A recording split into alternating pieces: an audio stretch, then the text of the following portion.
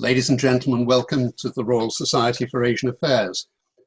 Today, our subject is Yemen, a country with which the UK has had a long association, but which now attracts relatively little attention in this country, despite a fiercely destructive war going on for many years. Noel Brehony, who is speaking to us today, has followed events in South Yemen since he was a diplomat in Aden in the early years of the People's Democratic Republic of Yemen. He is the author of a history of the PDRY, Yemen Divided, which was published in 2011. With Saud al-Sarhan, he co-edited Rebuilding Yemen. He is the editor of Hadhramaut and its Diaspora, published in 2017, and co-editor with Stephen Day of Global, Regional and Local Dynamics in the Yemen Crisis, published this year. He's also the co-editor of two forthcoming books, one on the last years of the British period in Aden with Clive Jones, and the other with Amat Alsoswa on post-conflict Yemen. Noel is a former president of the British Society of Middle East Studies and former chair of the British-Yemeni Society and of the Council for British Research in the Levant. He is currently chair of the International Association for the Study of Arabia and an Honorary Vice President of the British-Yemeni Society. He's also a long-standing member of the RSAA and has made presentations to the Society on a number of previous occasions, most recently in February 2017, when he talked about the National Liberation Front in the 1960s. That talk is available on the Society's YouTube channel, as today's will also be. Today, Noel is looking at the historical and geographical origins of South Yemeni nationalism and its influence on the current demands for a return to an independent southern state. Noel, over to you. Thank you very much. Good afternoon, everybody. Just give me a second so I can share my screen with you.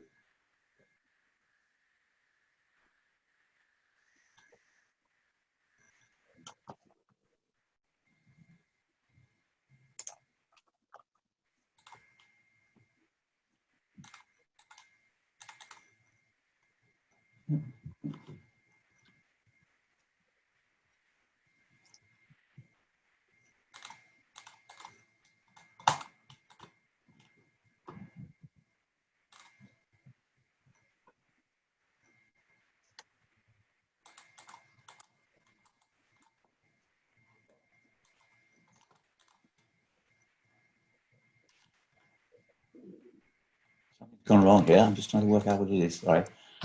Is it the PowerPoint that you're after? Yeah. It's down. I think if you click down there, that should. Okay. Yeah, it's come up. Sorry. There we go. There we are. Okay. Yes. On 26th of April, the Southern Transition Council declared a state of emergency in Aden and assumed autonomous administration of South Yemen. This followed its earlier de facto takeover of Aden in August 2019.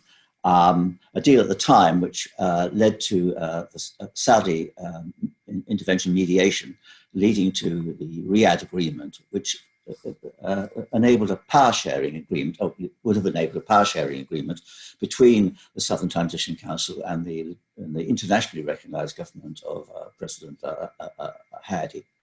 That agreement has really been not implemented for various reasons, and the Southern Transition Council has decided to move now at a time when there's a massive COVID expansion in Yemen and been hit by recent flash flooding. So it's a rather difficult time to make this move.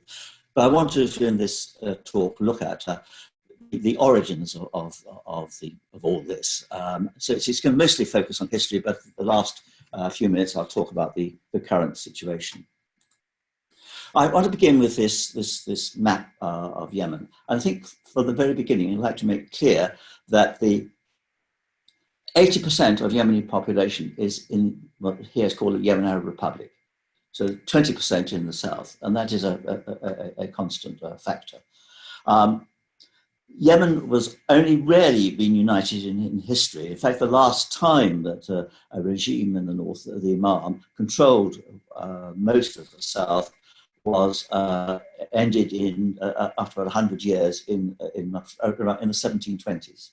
So by the time the British arrived in Aden in 1839, the south had not been under Imamate northern rule for that period. And what the British found in this grey area, which is later became the Western Aden Protectorate, were a whole series of sultanates, emirates, etc., shifting around, independent. There wasn't a South Yemen at all. These were independent entities. And the unifying factor, I think, was a determination they didn't want to be controlled by a regime in the north. The area of the Protectorate of Saudi Arabia, called here, is essentially Hadhramaut, was very, very different this area in the south. It has very strong separate religious traditions. It's a unique social structure and a long history of migration throughout the Indian Ocean. So the sultanates there were relatively sophisticated compared with those in the West, sophisticated and developed. And they had fairly recently emerged in their then current form from Hadhramis that had been serving in the armies of the Nizam of Hyderabad, where they had made a great deal of money, and they came back and helped to develop and shape the sultanates. So it was quite different therefore there. Now the border between the north and south was actually negotiated between the Ottomans and the British. The Ottomans returned to Yemen. They'd been in Yemen in the 15th century and had regarded Yemen as their province since then, and certainly regarded the south as being part of it. But as the British expanded from Aden and needed to provide protection for itself from the Turks, it signed protectorate agreements with the various entities here, and these and then negotiated with the Turks in early part of the 20th century, this border, and that border, once created, began separating the south from the north in a real way, because obviously the two countries on either side developed separately. This is a slightly more detailed map of the Western Aden Protectorate in the 1960s. It shows, I put it up for two or three reasons. One is that I wanted to, people now talk about the fragmentation of the south. It's always been fragmented, the south, and these entities there, Fadli, Lower Yafai, Abiyan, these were often at odds with each other throughout recent history, and as they are today. So some of the conflicts we're seeing now mirror things that have been going on for some time, and were very important within the PDRY time, as I'll show a little later. But as the British at the time were trying to, in the face of rising Arab nationalism and uprising, were really looking at leaving Yemen, but wanted to leave behind a friendly entity, which they hoped would be sign a defence agreement and enable the British to keep base in Aden. The idea was to create a federation of these states, link it to and then try and incorporate the Hadhrami sultanates into it. And again, I'd like to emphasize that Hadhrami sultanates is the separate development of the two, and the Hadhramis are quite different, I think, from this area of the south of Yemen. Completed by the time that the British were actually driven out. Aden was joined to the federation, but Hadhramaut was never part of it. That's a photograph to show Hadhramaut. Aden at this time it's often difficult to remember this now, but it was the second busiest port in the world, very sophisticated port, a city, quite different from the hinterland. But it had been going on a substantial transformation since the end of the Second World War. As it developed, it sucked in labour, many of which came from North Yemen, and the rest of it came from the protectorates. So that by the 1960s, well over 1/3 of the population of Aden was from the north, and about 20% were from the protectorate areas. And Aden had long been a place of opposition, a place of refuge for people fleeing from the north. So it was politically dynamic, and it was at this time sort of People's Socialist Party being created. It was being linked to the hinterland. And this is an extract from the Handbook of Aden, 1960. It's a British publication. But I look particularly at this last bit here, where people are talking about wild tribal areas where there's no form of local authority, tribes of dubious loyalty, tribal areas where cooperation is slight. These are very much the areas which are causing problems now. The Radfan was a big factor in the uprising against the British, for example. So it was really trying to push these two together was one of the reasons why the federation didn't work. But this is also the age of Nasserism. And here up in Nasser, on this side, and this is Qahtan al-Shabi, who was the first president of the People's Republic of South Yemen. Nasserism was a dominant factor at the time. But and it inspired Arab nationalism, Yemeni nationalism, and South Yemeni nationalism. South Yemeni nationalism was, I think, a fairly weak force at this stage.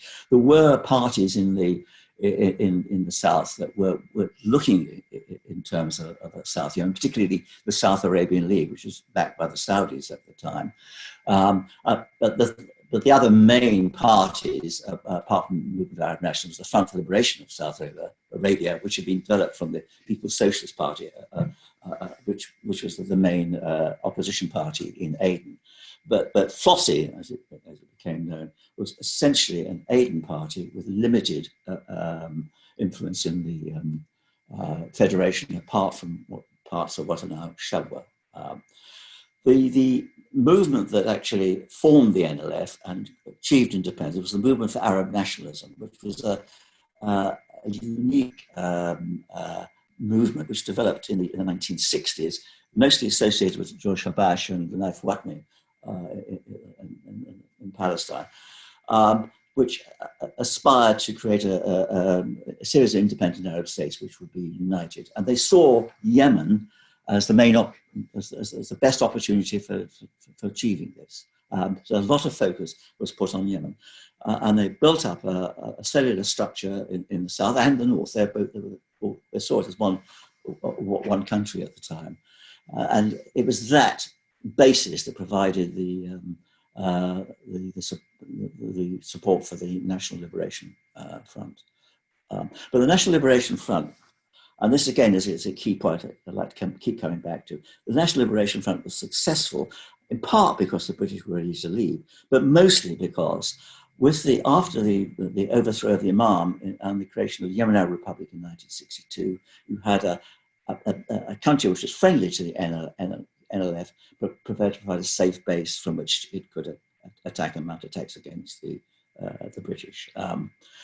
And the Egyptians, the civil war followed that republic, lasted for 8 years. At one time, up to 70,000 Egyptians were in the Yemen Arab Republic.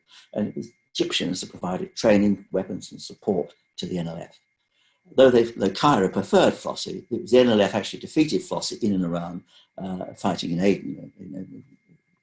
One of the first times of three where there have been major struggles in Aden between different factions of the south. The NLF won, but South Yemen would not have got independence without support from Yemen and Egypt. This is a picture of the uprising. I think it shows what was going on. Well, the NLF as this slide shows, was mainly based in the areas which are now causing most of the problems. Aden, Lahij, and Aden. This is basically the area in and around Aden. And you can see when you can look at in terms of the population, this is where most of the South Yemeni population is concentrated. But I think it also reveals that Hadhramaut, despite having at the time the largest population, had a very small representation within the NLF. It's partly because the NLF had arrived very late in Hadhramaut, and the movement of their only took off in the last year. And when it comes to Shabwa, again, these are important areas at the moment, it only had 7, partly because Shabwa had been a stronghold for the Flossie, which was lost. Mahrek was small at the time. Now, Aden, the Adeni population did still have that North Yemeni character, which I mentioned. Some of the key leaders from Aden were actually North Yemenis or people of North Yemeni origin. And that was a factor in PDRY politics because people the people associated with Aden were the most ardent for Yemeni unity, but in a form of unity, which I'll show a little later. This is just to show what we're talking about. So the concentration of population, and in this case, NLF support is around this area with a separate, with these areas being quite different. When the NLF took over, it had not sorted out its own internal difficulties, and there was 2 years of really deep instability, which led in 1969 to the ousting of Amat Alsoswa as the president in what they called the Glorious Corrective Move. These are sort of terminology of the time, which really set the direction for which the PDRY took. But one of the key factors in this was the change of name. Now, the People's Republic of South Yemen was really what it said it was. It was simply limited to South Yemen. And the assumption made by many in the south, not all of them, but certainly was made in the north at the time, that it was just a matter of time before the two countries would come together to unite. But the change of name to the People's Democratic Republic of Yemen was a signal that the south was certainly interested in unity, but in unity in which the south dominated the north, despite the disparity of population. And that's how it was viewed at the time in Sana'a. So it had this competition within Yemen, and also within this continued within the leadership of the PDRY. Some uncertainty of whether they're Yemenis, South Yemenis, or in some cases Hadhramaut or Mahris or Fadlis. But the key parts of this game of the PDRY, the alliance with the Soviet Union, strong Marxist direction, setting up a school for higher scientific socialism to teach people communism, because they hadn't, many of them hadn't known they're communists. And this is what I've heard from people I interviewed in my book, didn't know they were communists until they went to the first party conference and discovered they were. And in converting the NLF into what was called at the time a sort of vanguard party, with support from the Communist Party of the Soviet Union, armed forces were reformed on the Soviet model. The East Germans set up a mini Stasi in Aden with a listing post looking at Western communications. The Cubans trained people's militias. The Chinese were involved. They didn't stay for very long. But as a socialist economy with limited financial support from the Soviet Union, at the time the PDRY's policies alienating people around it, at the time that those countries in the Gulf, Oman, Saudi Arabia, the Gulf states were going through the first of the oil boom. But after a difficult start, it did take the whole country. This is just, I'll just leave this up quickly. It's just to really emphasize what I meant. That if you look at this, Supreme People's Council, Presidium, Polit, Central Committee, Party bureaus, it's modeled on the Soviet Communist Party system of the time. It gives an idea of the direction which he was trying to go. I'm not going to go into detail of the policies, but I just wanted to say broad terms what the PDRY is remembered for today. First of all, I think it did establish a strong state with a rule of law. I mean, they made its version of a rule of law, but it was a rule of law. They made effective use of the systems that inherited from the British period. In fact, one of the presidents I interviewed in my book said, the great gift you gave to us as British was a administrative system. We simply found we could adopt it because we had, so we say, stronger measures than you to implement it. And there was considerable investment in this time in roads, schools, health, jobs, and government services. Now, this investment really benefited the hinterland, which Aden had been developed, but there had been relatively little British money spent until the last few years on the hinterland. So these were real gains at the time, and in great contrast to what was going on in North Yemen, and indeed in contrast to what is happening now. It was a secular state. Islam was seen as a private affair. Gut, at the time, was severely rationed to weekends or only in areas where it could be going. And they set out to try and abolish tribalism. This way, but I think I'll show a little later on. Although tribalism, in a sense, was abolished for the masses, the main leaders of the PDRY still built their own power bases on their own tribal origins, or home regions. And it had the most advanced women's rights, apart from Tunisia at the time. But the bottom, the red bit, is the key part. There were difficult days, early 1970s. People forget it now, but it was. I was living there at the time. There was atmosphere of fear, and people were being rounded up, and there were many difficult problems. There were divisions within the leadership, which I come to it. It was too dependent on the Soviet Union, but it had a state. It was a state. So South Yemen had this period of a state of its own, and that's what people take away today. This is a photograph of the first Ali on the left with Fidel Castro. This is another good example. This is Ali Nasser Mohammed, who was the fourth president, with Leonid Brezhnev. It gives an idea of the relationship. Now, the issues and the conflicts in the 1970s, which I think led to the destruction of the PDRY, and are still relevant today, were partly over the role of the party presidency of the government, which was dominant. The politicians, particularly those from Aden, who were the North Yemenis, were particularly keen to see the party develop because they lacked the tribal constituencies that other politicians have. And it gradually became a debate between ideology or pragmatism and economic policies and how to balance the Soviet Union with relations with the Arab world. But it was the relationship with the Yemen Arab Republic, which was then weaker than the PDR, which was the big problem. The question was, should the PDRY try to overthrow the regime or work with it? And different party leaders had different views of this. Both countries interfered in the internal affairs of the others. But at the same time, it's very difficult to find a speech, particularly from the South, which didn't extol the aim and virtues of unity. When the Yemeni party was set up in 1978, there was a clandestine branch set up in the Yemen Arab Republic, which had full members of the Politburo and Central Committee in Aden, but without any publicity. Throughout the whole period of the PDRY, from 1978 onwards, this was going on, but it was not stationed in public. No photographs taken, no names published. And the PDRY supported something called the National Democratic Front in the north against Ali Abdullah Saleh, who became president after 1978. Now, the National Democratic Front was essentially the PDRY's allies in the north. And I put that in there because one of the ways that Saleh used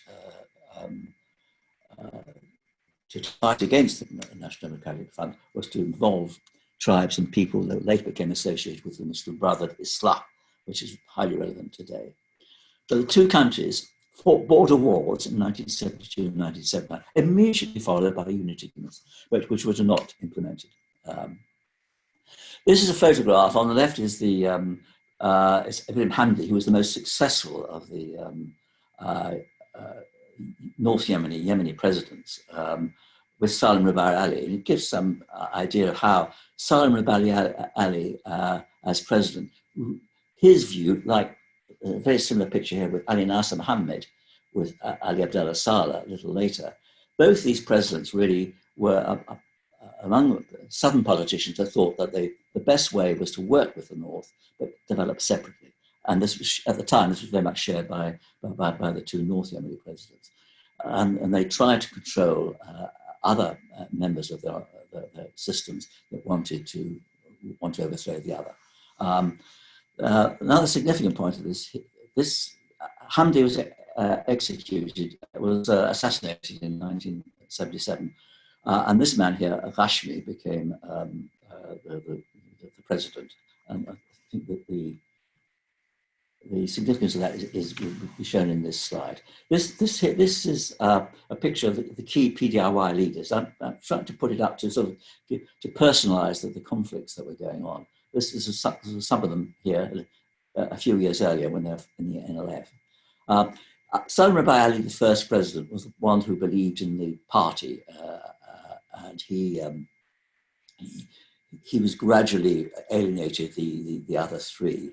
Abdullah Ismail, who is the Adeni politician from the north, the most Marxist of them all, the one who's a strongest believer in trying to get to take over the north. And next to him is Ali Nasser Mohammed, Prime Minister at the time, and then one on the right, Ali Anta. He's there to symbolise Lahij. And the military from Lahij. Ali Nasser and Saud Rabai were from Abyan. Now, in 1978, he sent an emissary to Ghashmi, the new president of North Yemen. But when the emissary opened a briefcase, it exploded, killing the emissary and Ghashmi. This, as we might expect, produced an immediate reaction. And in the south, they decided that Saud Rabai had to go. He resisted, and there was a short civil war, 2 days, but 1,000 people were killed. But it was a very good example of the way that southern politics interfere with northern politics. Abdullah Ismail, who was Secretary General of the party, he took over he took over as president and retained his party position. But these two resented that, partly because they didn't want to see a northerner running the state. And they ganged up on him basically in 1980 and had him removed. He actually went to Moscow for medical treatment, not for... he wasn't executed. And this left these two figures, and these two encapsulate the problems between Abyan, where Ali Nasser Mohammed is from, and Lahij, where Ali Anta is from. Both of them had developed deep roots in the party and in the military. And because when Ali Nasser became president, he retained the title of Secretary General and President and Prime Minister. He had combined all three parties. He obviously led to a reaction against him, led by Ali Anta, who succeeded in 1985 in getting this chap back into the Politburo. And during 85, 86, then in 1985, tensions were building up with two sides, really coming to a civil war. And I remember at the time, it's just a question of which side we get to do it first. And it was Ali Nasser's men in 1986, 30th of January, that killed Ali Anta and other leaders at a Politburo meeting. Abdul Fattah Ismail was also killed the same day. 10-day civil war, which split the armed forces in two, with units linked to Abyan and Shabwa fighting those from Lahij. Ali Nasser lost, but left for Yemen with 30,000 men. But the effect was to mortally wound the PDRY. The Socialist Party lost its legitimacy and popular support, the economy in ruins. 2/3 of the Politburo gone from one region to another. Soviet advisors had been evacuated, some of them the royal yacht, which is a bit ironic. But the basic point was the shift in balance between power in Aden and Sana'a. Aden was now weaker than Sana'a. When the Soviet Union collapsed in 1989 and the PDRY lost its main patron, as Ali Nasser said, it had to flee into Yemen.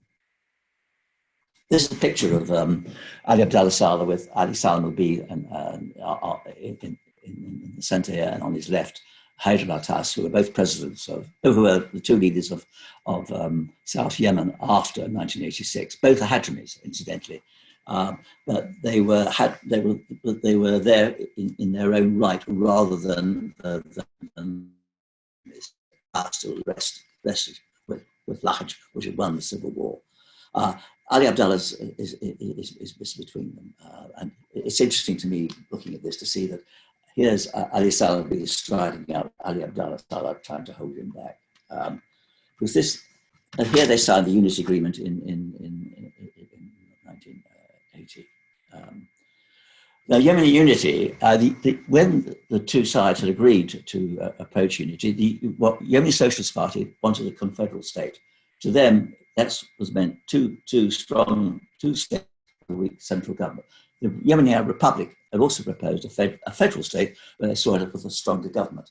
But in effect, the deal was done by the two leaders, Ali Saleh al-Bid and Ali Abdullah Saleh, who agreed to full unity without referring it to party or ministers. The details were in a sense to be sorted out after, but they were based on some previous models.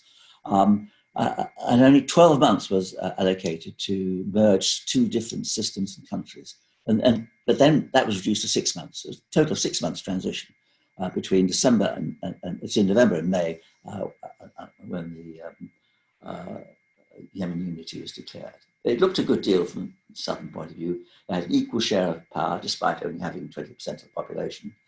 But there were problems caused by the impact of expulsion of 800,000 Yemenis from Saudi Arabia in 1991. There were a number of assassinations of Yemeni Socialist Party members, probably by Afghan Yemenis returned fighting from in Afghanistan, but blamed at the time by them on Ali Abdullah Saleh. It saw the foundation of Islah with its anti-Marxist background. This is part of Saleh's system of dancing. It's called dancing of the head of snakes. He needed a strong force to oppose the Marxist Yemeni Socialist Party, and he helped develop Islah, which was linked to powerful tribes in the north, but also to the Muslim Brotherhood. And Islah then competed in the elections and did as well as the Yemeni Socialist Party. In the 1923 elections, the YSP only won in the south handsomely, but only got 20% of the seats in parliament. And it was this stage that the balance of power had to shift. It could no longer be a sharing of equals. And I think the civil war then became inevitable. Ali Saleh al-Bid announced in 1994 he's setting up the Democratic Republic of Yemen, which was seen as an attempt by the South. The South was decisively defeated in the civil war. That was followed up by changes to the constitution, which consolidated Saleh's control. Saleh's patronage system was extended to the south. Symbolic positions, Dr. Mansour Hadi, who's the current internationally recognized president, was vice president of Yemen from 1994. And Saleh, in his dancing in the heads of snakes policy, he extended his patronage systems to the south, bringing in those that were willing, but marginalizing those that were not. But one of the effects of this was regime cronies were allowed to exploit the south, taking property in Aden and elsewhere, and getting the lion's share of new contracts linked to the oil resources, which had just been discovered and were being exploited in the south. Large numbers of civil servants were dismissed, and people started referring to the situation during the 1990s, early 2000s as an occupation. And it was that southern movement really developed in late 2006, led by many of those ex-army officers. Their protests, violent demonstrations. The Yemeni Socialist Party really had lost support in the south. It was seen as a party that was negotiating with the regime for power and not really representing the problems felt by the people. And one saw in the latter stages, increasing militancy in al-Iraq. And one of the most militant of those people, Amat Alsoswa, who was the current leader of the Southern Transition Council. So he was prominent even these days. And al-Qaeda at this stage also became active in the south. I'm not going to go through the Arab Spring in detail, but we can talk about it in questions. I just want to try and pick out the key points that really go with the theme of this lecture. Saleh was following the protests and threat of civil war in 2011. The GCC deal supported by the UN led to the resignation of Saleh, but he remained as head of the GPC, which is the main political party he formed. President Hadi was elected in an arranged election as president, and a coalition government was formed between the main political parties, both Houthis, which had been rising at the time, and al-Iraq, the Southern Transition Movement. There was a reform program of the military that was not completed, but there wasn't. One of the most interesting developments was the National Dialogue Conference to recommend a new constitution, essentially, which had over 550, 60 delegates, half from the south, which is interesting, but they were not representing Iraq, they were representing various other organizations. Iraq itself, some had 85 representatives, but there were constant attempts, particularly by President Hadi, to manipulate the representation, and it really lost. The representatives there lost popularity with their southern constituencies. But the National Dialogue did recognise southern grievances. Hadi apologised for the regime's treatment of the south, and they set up a mechanism to compensate those who had lost, but nothing happened. But the real problem with National Dialogue wasn't so. They recommended a federal government, but then the process of choosing the federal government, the federal regions, was manipulated. The result was that the south was going to be divided into two. Everything changed with the takeover of Sana'a in 2014 in alliance with Saleh, who changed sides as he did. Hadi was forced to resign, or the choice, Hadi resigned, put under house arrest, escaped to Aden, where he rescinded his resignation. This led to the move of Hadi and Saleh forces into the south, entering Aden, and to a Saudi-led intervention in 2015. The proposed division of Yemen was along this border here. It would have been Lahej, Abyan, and Aden in one federal region, and this area here with Socotra in the second region. Now, the war in the south, Saudi Arabia was responsible for the north and the UAE for the south in terms of the coalition, but they pursued different strategies. The Saudis supported and trained a Yemeni army, including forces linked with Islah, Muslim Brotherhood, to do the land fighting, backing with air force and naval backing. Islah has become of critical importance to Riyadh, militarily and politically in this war, partly because of it's a coherent part of the military, of the Yemeni army that was left, and politically because of its influence potential influence in the highlands of North Yemen. The picture there is of Ali Moslim, who is seen as the leading figure linked with Islah. He's actually currently the vice president of Hadi's vice president. The UAE, on the other hand, sent its own forces, but then recruited, trained, paid, equipped, and often accompanied southern forces. The UAE armed forces had acquired these skills from working with the US and other militaries in different parts of the world, and came, in a sense, better able to deal with this than the at the time. But the UAE and its Yemeni allies refused to work with Islah in the war and actually sought to work against it politically. The UAE gave special support to the most effective militias, Lahej and Dala, where the fighting was the beginning. And these often were the most militant southern nationalists. And they clearly identified Amat Alsoswa as a key figure and influenced his appointment as governor of Aden in 2016. In that year, security forces in Aden, Lahej and Abyan were recruited to fight al-Qaeda, provide security, and enable government to function. These forces were again largely recruited from southern nationalists and some Salafis, well, quite a few Salafis, but essentially Southern nationalists, and they have become now the de facto forces of the Southern Transition Council. It was slightly different in Hadhramaut. The UAE, I think, really understood the differences in Hadhramaut and the greater distinctiveness of these regions. It had to move in there because Al-Qaeda took advantage of the security situation to move into Makalla, which it controlled for several months, and even had a local administration. And the UAE recruited, trained forces, which they called the elite forces, distinguished from the security belt forces in Hadhramaut and Shabwa, to fight Al-Qaeda and back Yemeni moves to drive Houthis out of northern part of Shabwa. The elite forces were also drawn from nationalists, but also strong mixtures of local tribes and local groups. And it's quite different from the security belt, although there are clearly groups within it that support the Southern Transition Council. There have been tensions in those areas in particular too, because there are still Yemeni army units in those areas linked to Islah in the view of the South, which are still there. Mahar and Sokotra, I'll come to those a little later. Now, the UAE withdrew its forces last summer, and that really changed quite a few things in Yemen. Now, this is Amat Alsoswa, the head of the STC. I put it up there because I think it actually calculates for me everything he's trying to do. He's trying to present himself as a president and the STC as a regime in waiting.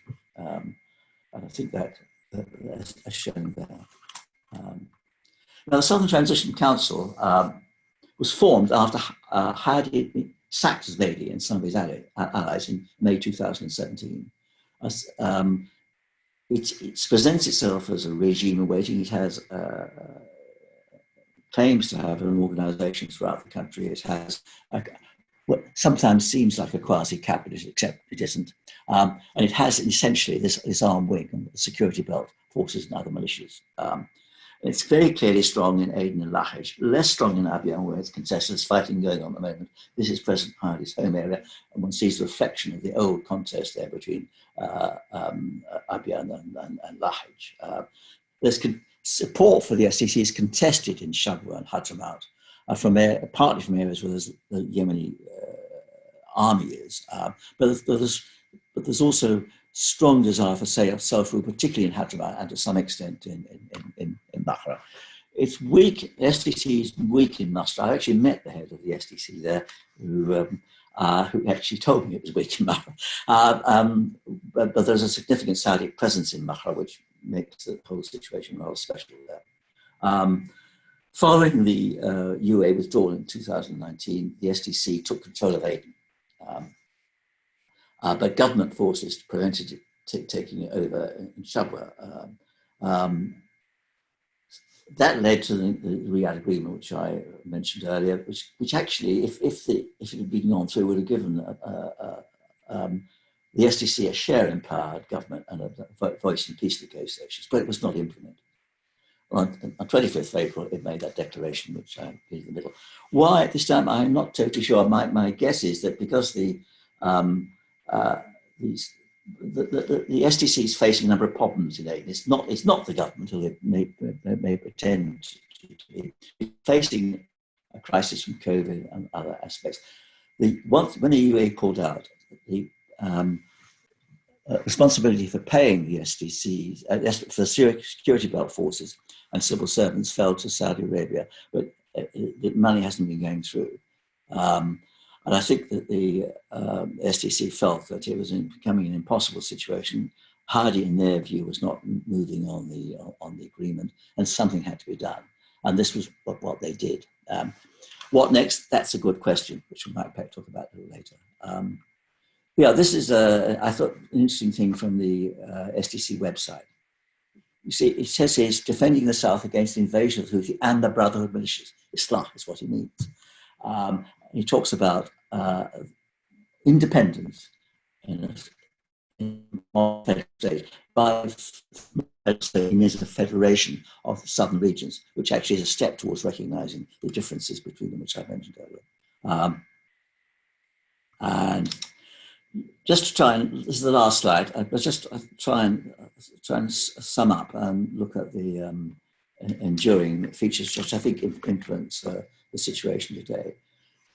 There's still 80% of Yemenis live in the north, where the vast majority want unity. There's been some limited polling done, and because the numbers are quite small, it's difficult to put to know how reliable they are. But when Southerners are asked, do they want to separate in the south and the north, the figures show roughly 60% are in favour of separation, except, strangely enough, in Lahej, I think because it's an area which is so much more involved with the north. But when that question is asked in the north, 90% are opposed to it. And the southern experience is that the north seeks to dominate and get access to their resources. And the most recent example of that was Saud in the civil war of 1994, occupying Aden, and then the Houthis in 2015 occupying Aden, trying to occupy Aden. But I hope I've shown that PDRY our relations share the problems of two regimes in the same country. You cannot escape from the reality of that. That having two regimes is certainly seems to be no more stable than having one or more. Fragmentation and regionalism in the south is an enduring feature. It's not new, and no doubt will continue. Hadhramaut Mahras, quote, are distinct, and people there, many of them reject rule from Aden. People talk about, we don't want to be ruled by Bedouin from Aden again. The PDRY failed to resolve those political regional divisions within the south and its relations with the north, and we see echoes of that today. The SDC may look formidable, and the majority of Southerners may now want a separation from the south, but Southern nationalists are not united. They lack a strategy, I think the current SDC actions show. And there's virtually no international support, except possibly from the UAE, but the UAE is always very careful what it says. It's always careful to say it doesn't believe in that, but UAE actions sometimes suggest it could be different. Many Southerners will probably accept confederation, which was the idea at the beginning. And the rivalry with Islam is important. And the SDC will face opposition, not just from Hadi and Islam, but also potentially from the Houthis. So I hope that's shown in 45 minutes the origin of the current problems, and I hope it's given you some clarity. It is a bit of a gallop through a long period of history, but I'm happy to obviously answer any questions if I can. No, thank you very much indeed for that presentation. I wonder, I mean, I joined the Foreign Office late. My first job was in what was then Soviet department, and as with many other things in foreign policy at that time, I mean, the UK's position on things Yemeni was determined as much as anything by what was perceived to be the risk of Soviet interference, as it was by any other more local factors. Now, I mean, that aspect has essentially gone away, I think. I mean, Russia is no longer really, to the best of my knowledge, a factor in Yemeni politics, but has their place as bogeyman now been taken by someone else? I mean, what do you mean, UK terms?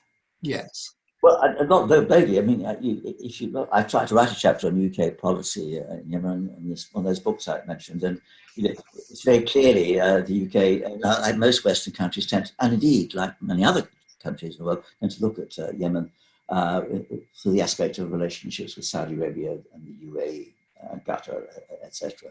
So it's not necessarily a bogeyman, but it is reflected.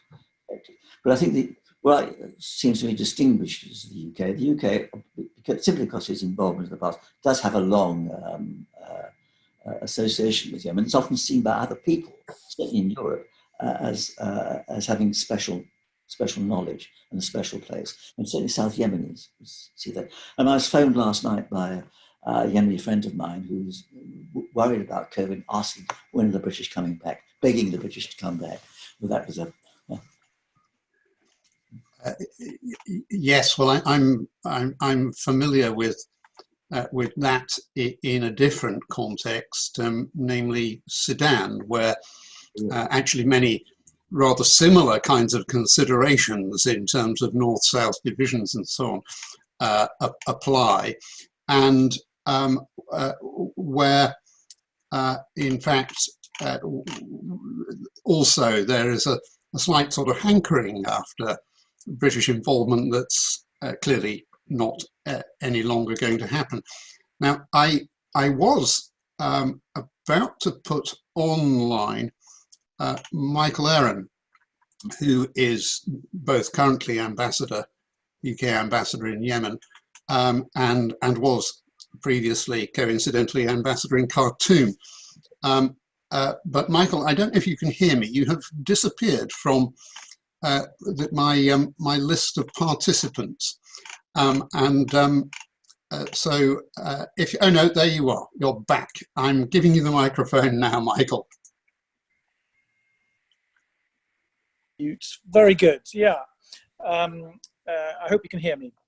Yes, we can, thank you. Fantastic, thank you very much. No, that was fantastic, Noel, and really, really interesting. And what's amazing is how relevant it is to what's going on today, because I think the rivalry that has existed from the beginning, particularly between Lahej and Dalet on the one hand and Abyan on the other, clearly persists, and many of the participants are still alive, amazingly, from even from the 70s, let alone the 80s and 90s, if not their sons, who are taking on that the mantle.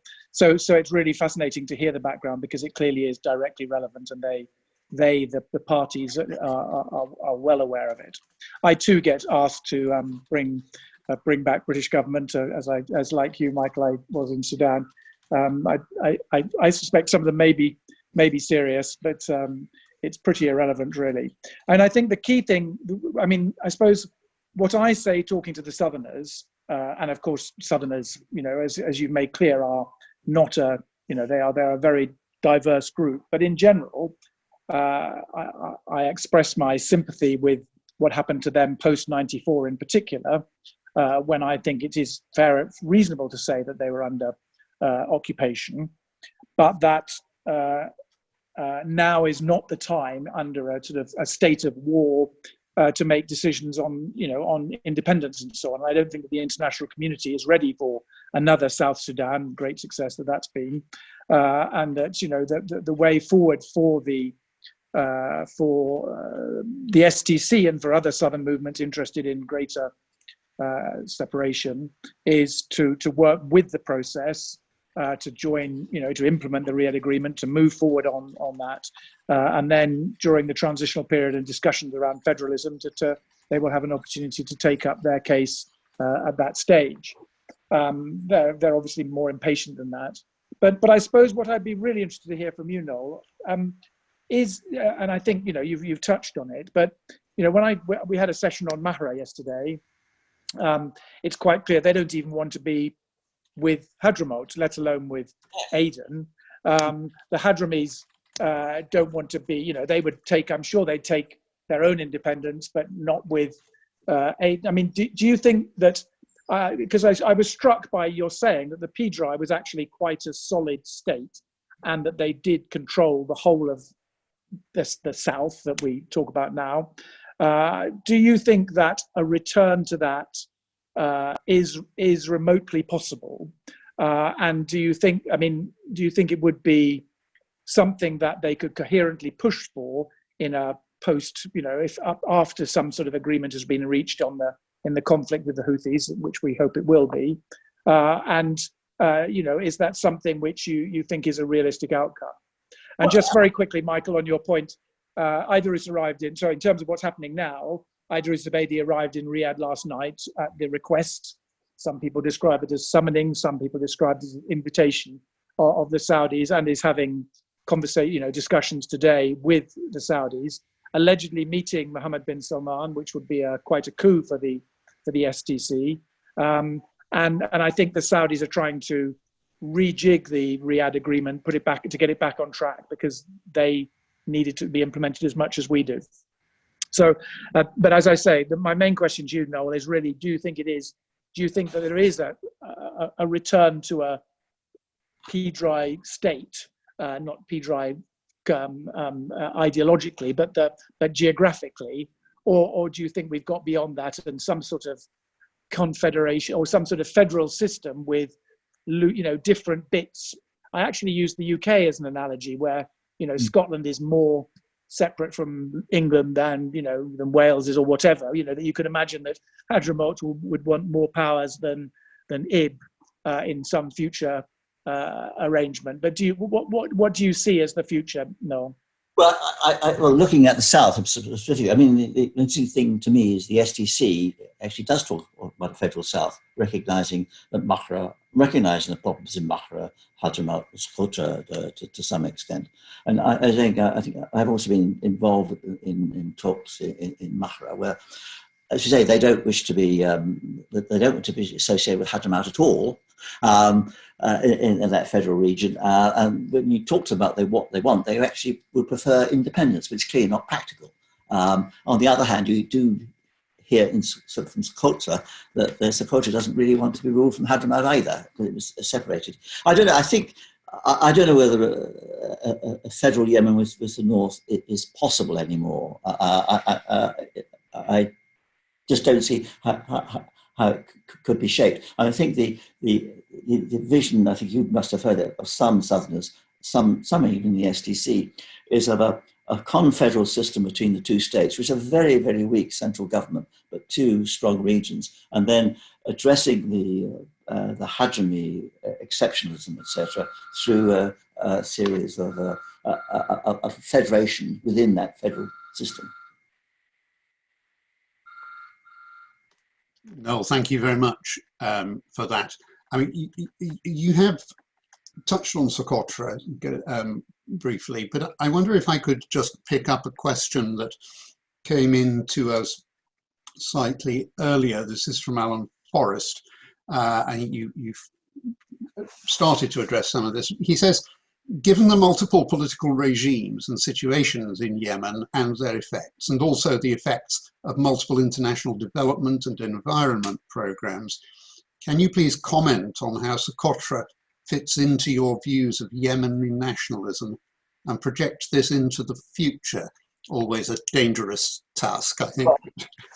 Actually, I think it's quite difficult at the moment to actually even assess what's happening on Socotra, because one has seen clashes, rivalry between military units linked to the international regime, President Hadi's government, and Southern Transition Council, people defecting, changing sides, described as brigades, but really no more, I suspect, in those UK terms, battalions, quite small numbers of people.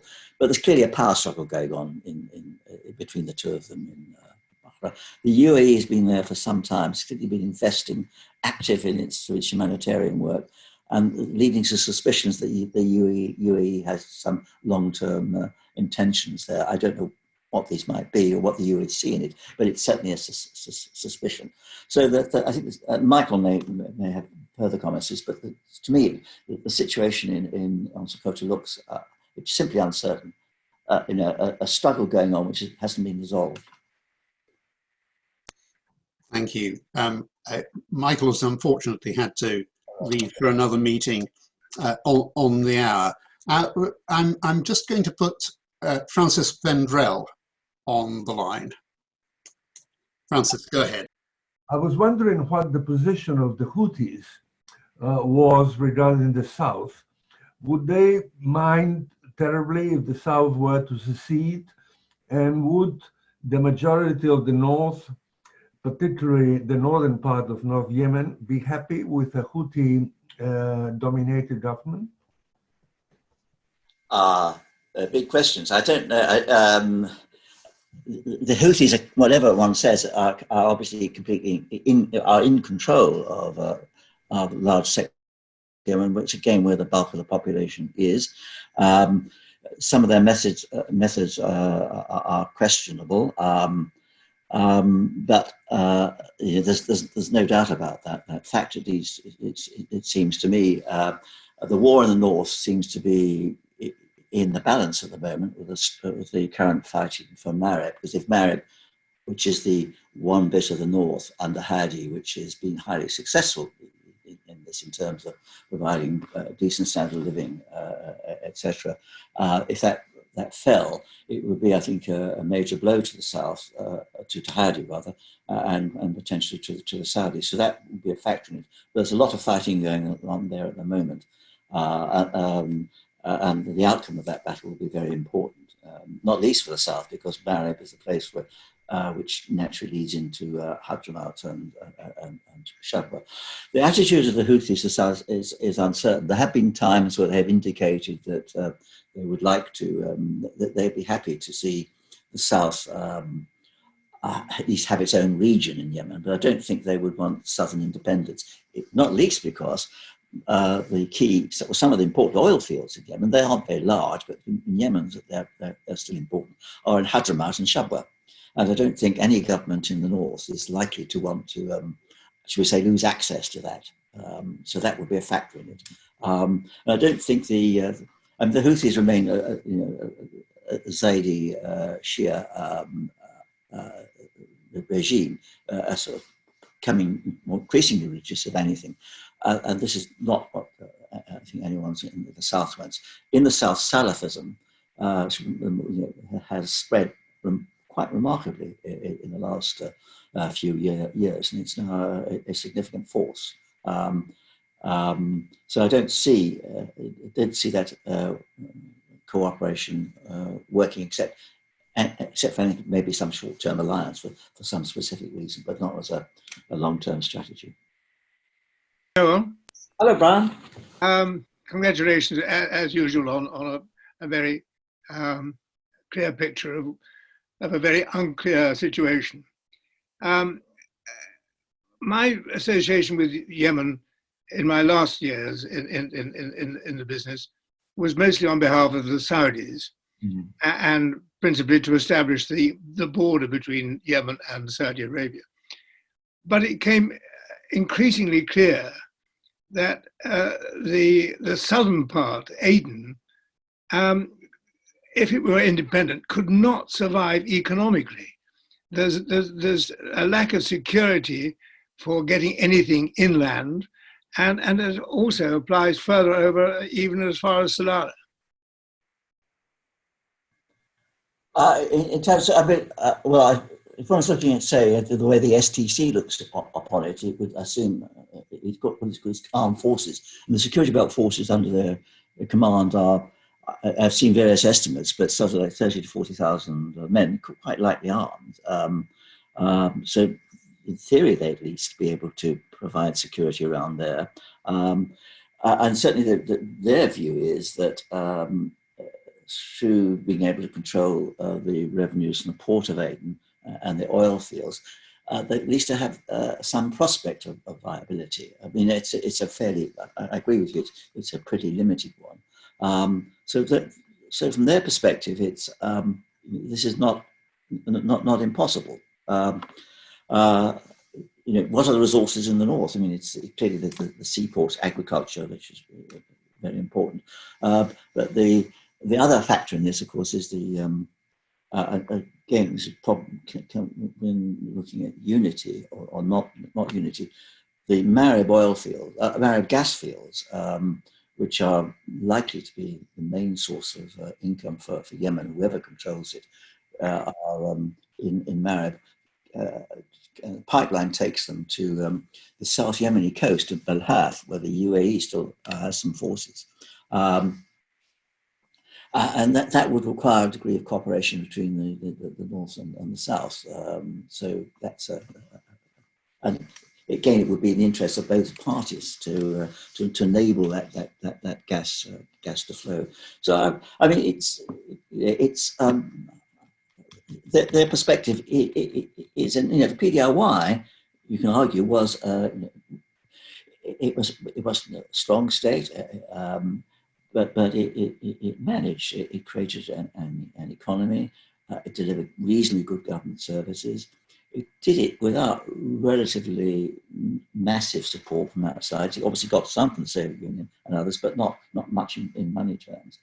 And again, like as in the past and present for the whole of Yemen, remittances for the Yemeni communities abroad, will continue to flow. And it's, I think, particularly important in the south. I'm just going to read out a couple of questions that we've got here in messages before I give the floor to another speaker from the audience. These are very different sorts of questions, but I think you'll immediately see why I'm putting them together. The first from Dan Huntington is there any Iranian influence in the south? And the second, from Andrew Cartwright, do the Saudis know what they are doing? Iranian influence is, I think, almost none. They very clearly are involved with the Houthis, so it's arguable, to what extent they are. They certainly gave some training in 2010, 2011 to elements in al-Iraq. I've been told this by someone who had training from the IRGC. At the time, Ali Salim Abid, the ex-president, was based in Beirut, and a radio station broadcasting on behalf of al-Iraq was in the Hezbollah section of Beirut. So there's clearly some influence at that time. And there was an attempt in the 2011-12 period by Iran to recruit Yemenis to go to for most normal type training and education, but it had no effect. So there was none. On the Saudi question, I mean, one gets the impression, at least, we say that the invasion in 2015 was a decision taken very quickly, presumably on the basis that the Air Force could end the war in several weeks. I suspect something that many other government leaders have heard before. And it clearly has not been a great success so far. The Saudi strategy, as I said earlier, is to train the Yemeni army and work with Islam, but it's not been particularly successful so far. The UAE, on the other hand, does appear to have a clearer idea of what it's doing, although it is uncertain, what their ultimate objectives was. At the beginning, it was very clear, I think, that the UAE, and if you're in the UAE, I'm sure if anyone's there from the UAE, you actually have to take note of Saudi Arabia. It's a large neighbour, and I would have thought it was in the UAE's interest, certainly in 2015, just after Mohammed bin Salman came to power. King Salman had become king, to work with the Saudis to build that relationship, and saw their cooperation in the GCC Council and cooperation elsewhere. A strong alliance for a time. It's become weaker since then. And there's some suggestion now that that one of the problems, uncertainties at the moment, is that Saudi Arabia is very clearly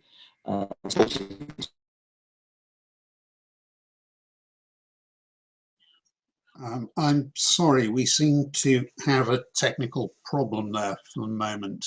Noel's video has frozen. UAE and both issue, UAE supports coalition statements about the SDC's action. And it's unless you go back to the Riyadh Agreement, etc. But there is some concern, I think, in Riyadh even about what why is the UAE therefore continuing to back the STC? So this is but it's a roundabout way of answering your question, I think. Thank you. I think we've just got time for a couple more questions. I'm going to take sort of one historical one and one contemporary, if I may. The historical one from David Tomlinson.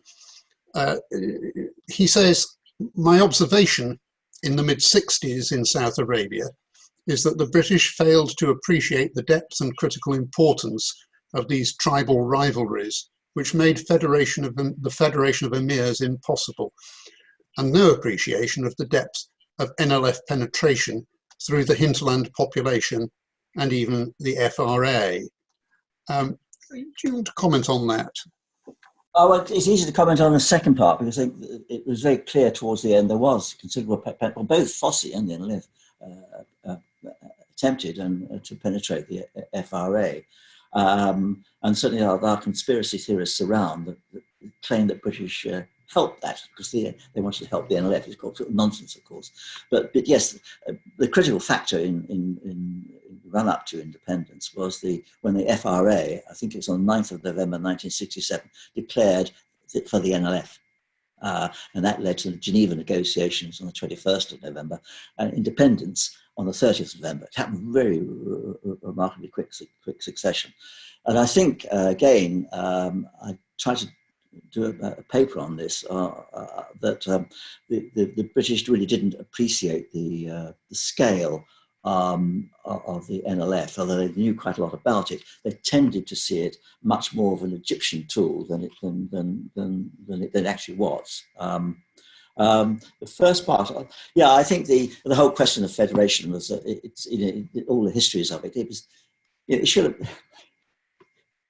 should have started sort of, 3 or 4 decades before it happened. And if it had been a slow process and had been backed with more money and more development in the Sheikdoms, Emirates, etc., it might have worked. But the last British treaty with South Yemeni tribe was signed in 1954. This is quite recent. Some of this is quite recent. And the advisory agreements, which are the ones that led to money and the shaping of modern administrations in the South Yemen, again, it didn't start till the 40s, 50s, 60s. So it was all just too late. And it was also linked, of course, to the whole changing position of Britain post-Suez, the economic situation, change of government in 1964, where the Labour Party won the election and really decided it didn't want to continue the conservative policy of keeping a base in Aden. So all sorts of reasons for it. But yes, I think you're right. It was just too late in the end to start the federation. It did. The book that's coming out with Clive Jones goes into all this, incidentally. It's coming Thank you. For a last question, turning back towards the UAE aspects here, I'm just going to put Robin Lamb online. Robin. It does seem, from the perspective, for example, of Libya, that the UAE has a very clear antipathy towards Islamist movements, and a very explicit one against the Muslim Brotherhood and others of its type, including, of course, ISIS and other more, and AQAP, etc. It explains perhaps why the UAE wanted to get involved against the Houthis and against Islah, and it continues to be active in supporting Haftar as a theoretically anti-Islamist force in Libya. These motives, very much ones espoused by Mohammed bin Zayed,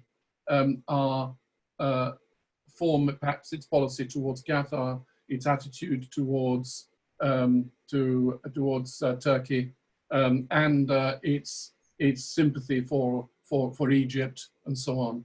So, given all that, given that Islah and the Houthis are still in play, why did the UAE back out of Yemen? And the second part of the question is, having backed out, but with its continuing objection to Islamism as a threat, how is it conducting its continued role in Yemen? Well, yeah, it backed out in the summer of last year. It may have been, it's not very clear why exactly it chose that time. It was under pressure from Iran. It was just after just before actually, the Abqaiq attacks, etc. And it may have felt that it needed to bring some forces. It had at the time something like 7,000 troops in Yemen to bring them. And it only has a deployable armed forces. Armed forces are large, but I think a deployable armed force is 20,000, I believe. So it was a substantial part were removed from Yemen. But it was also at a time when the proposed attack on Hodeidah was stopped partly by after the Stockholm Agreement. So what actually happened last summer was that the UAE took its forces out of North Yemen, where they'd been fighting on the coastal areas, and then they took them out of Aden, but they remained in Mukalla, again for the very reasons you said, fighting Al-Qaeda, and they've remained in Balhaf to protect orders there, so the gas terminal there. They're still in Socotra, and there may be some in the Aden area. I'm not sure. I don't think there are anymore, but I think they've been replaced by Saudi forces. So they're still very, very much involved.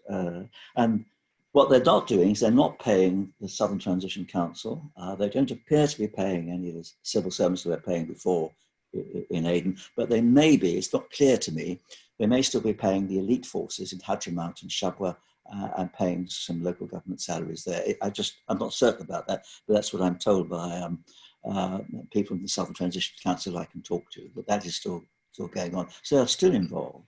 And I think you're right in that one of the ultimate objectives is to make sure whatever happens in the south, Islam doesn't control it. Islam, incidentally, is it's not, although it's associated with the Muslim Brotherhood, it also has a large tribal element and another what I call more Yemeni, North Yemeni elite element. It isn't entirely, and it does have a following in the south as well. So it's not, yeah. Thank you. Wonderful. Thank you very much indeed, Noel. I mean, you mentioned the 1964 Labour election victory and the decision to withdraw from Aden. Perhaps slightly surprisingly, this prompted Philip Larkin to write a poem which begins with the line, "It's hard to know who wanted it to happen."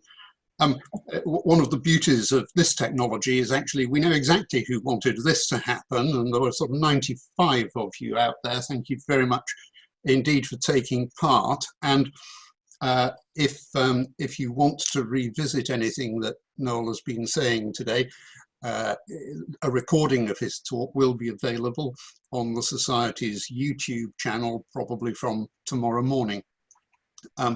And his previous talk to the RSAA from 2017 is indeed already there if you can't wait for tomorrow. Next week, we will again be meeting on Wednesday, this time to hear Nick Kay, Sir Nicholas Kay, until very recently the NATO senior civil representative in Afghanistan, and prior to that the UK ambassador in Afghanistan. He'll be talking about the prospects for peace in Afghanistan as he sees them having evolved over his 3 different postings in Afghanistan, and we hope to see many more of you again next Wednesday. Thank you very much indeed to you all. Goodbye.